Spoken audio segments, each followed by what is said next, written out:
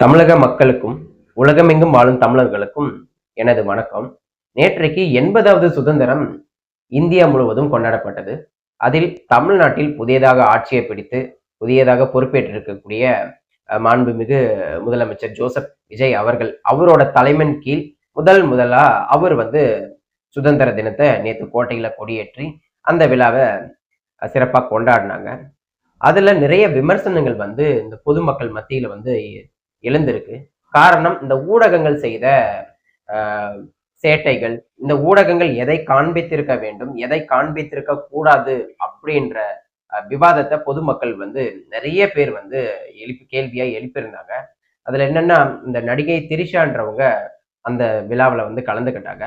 முழுக்க முழுக்க இந்த நடிகை திரிஷாவை பத்தி மட்டும்தான் தமிழ்நாட்டில் இருக்கிற அனைத்து ஊடகங்களும் பேசும் பொருளா மாத்தி இருக்கிறாங்க. அதாவது அவங்க கார்ல இருந்து இறங்குனதுல இருந்து அவங்க வீட்டுக்கு போற வரைக்கும் அவங்கள மட்டுமே போக்கஸ் பண்ணி இந்த மக்கள் கிட்ட பரப்புறாங்க.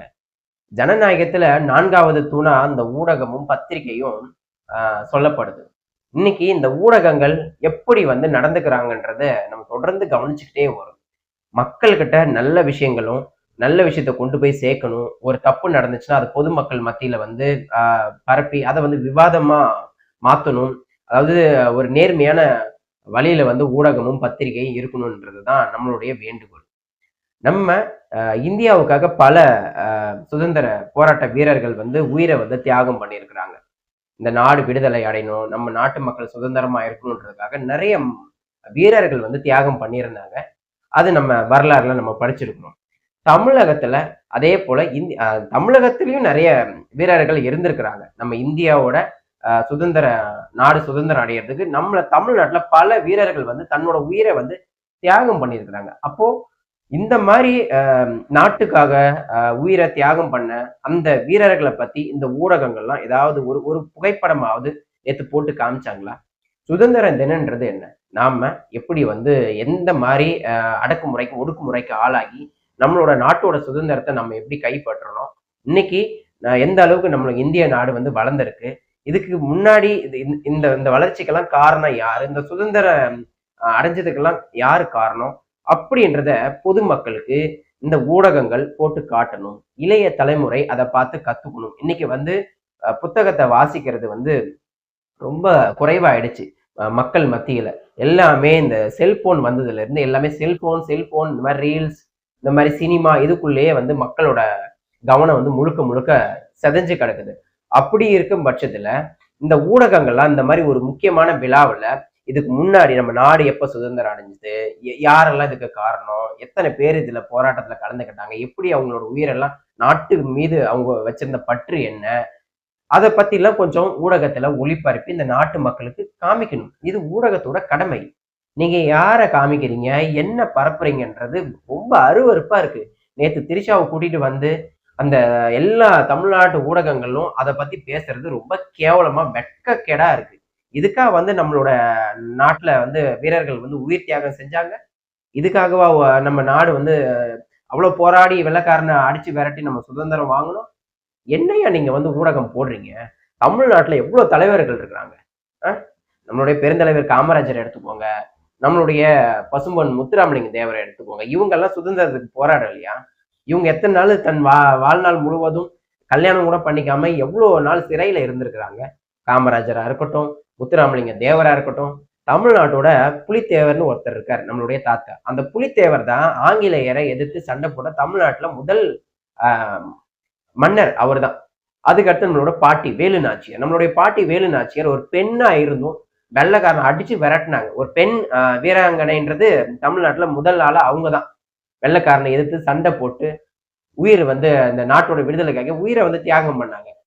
அதுக்கப்புறம் நம்மளுடைய வீரபாண்டி கட்டபொம்மன் பாஞ்சால குறிச்சியில ஆங்கிலேயர்கள் அவ்வளவு வரி கட்டணும் அந்த மக்கள் அப்படின்னு சொல்லி அன்னைக்கு இருந்த காலத்துல திணிச்சாங்க. வரியே கட்ட முடியாதுடா, நீ என்ன பண்றியா பண்ணடா அப்படின்னு சொல்லி என் நாட்டு மக்கள் வரி கட்ட மாட்டாங்க. அன்னைக்கு ஆங்கிலேயரை எதிர்த்து சண்டை போட வீரபாண்டிய கட்டபொம்மன் பாஞ்சாலம் குறிச்சியில. நீங்க எதை இந்த ஊடகங்கள் பேசுது? தீரன் சின்னமலைனா யாரு, திருப்பூர் குமரன்னா யாரு, நம்மளுடைய பாரதியார்னா யாரு, வ.உ.சி. சிதம்பரனா யாரு? இவங்களை பத்தி எல்லாம் பேச மாட்டீங்களா? மருது சகோதரர்கள் அன்னைக்கு வந்து சிவகங்கையை வந்து ஆட்சி பண்ணிக்கிட்டு இருக்கும்போது ஆங்கிலேயர்கள் வந்து அவங்களை அடிச்சு விரட்டினதுல இந்த மருது, சின்ன மருது, பெரிய மருது மிகப்பெரிய காரணம். தன்னோட உயிரை வந்து அஹ், தூக்குல தொங்குனாங்க. இந்த நாட்டோட விடுதலைக்காக தூக்குல தொங்குனவங்க இந்த சின்ன மருது, பெரிய மருது.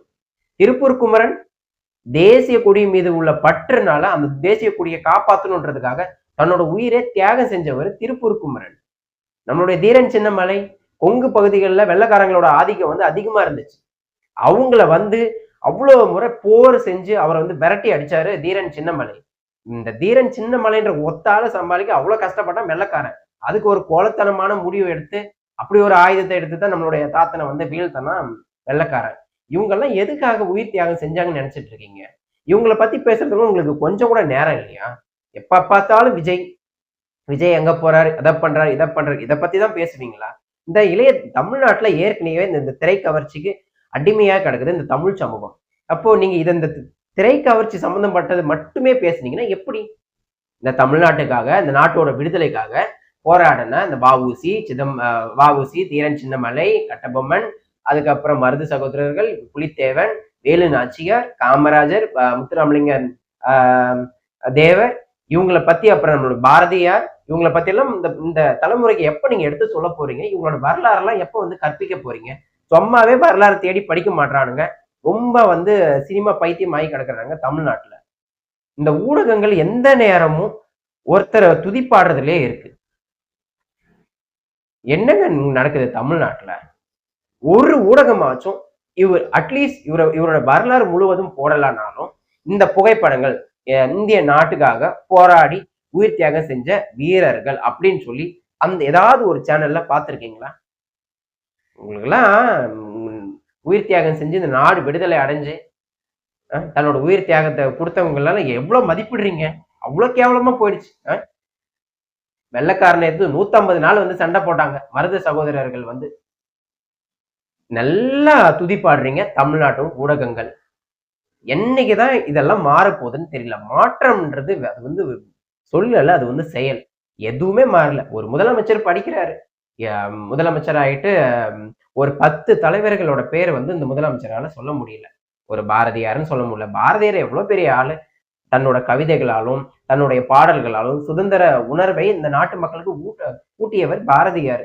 அதை பத்தி பேசலாம். நம்மளுடைய வஉசி தாத்தா செக் இழுத்த செம்மல்ல நாட்டோட விடுதலைக்காக செக் இழுத்தாரு. மாடு இழுக்கக்கூடிய செக்கை வந்து மனுஷனா இழுத்தாரு. முதல் கப்பலுடைய தமிழன், வெள்ளக்காரனை எதிர்த்து. அன்னைக்கு ஆங்கிலேயர்கள் ஆதிக்கம் அதிகமா இருக்கும்போது அவ்வளோ சண்டை போட்டு இந்த நாட்டோட விடுதலைக்காக போராட்டம் பண்ணவர், சிறைக்கு போனவர். இவங்களை பத்தி எல்லாம் பேசுறதுக்கு இந்த தமிழ்நாட்டு முதலமைச்சருக்கு எந்த வார்த்தையும் இல்லை. பொதுவா இந்த நாட்டு மக்களுக்காக உயிர் தியாகம் செஞ்ச விடுதலைக்காக பாடுபட்ட அனைத்து வீரர்களுக்கும் எனது வணக்கம் சொல்லி முடிக்கிறார். இவ்வளவுதான் இவங்களுக்கு நாட்டுப்பற்று, இவ்வளவுதான் நம்ம நாட்டுக்காக உயிர் தியாகம் செஞ்ச வீரர்களுக்கு மதிப்பு.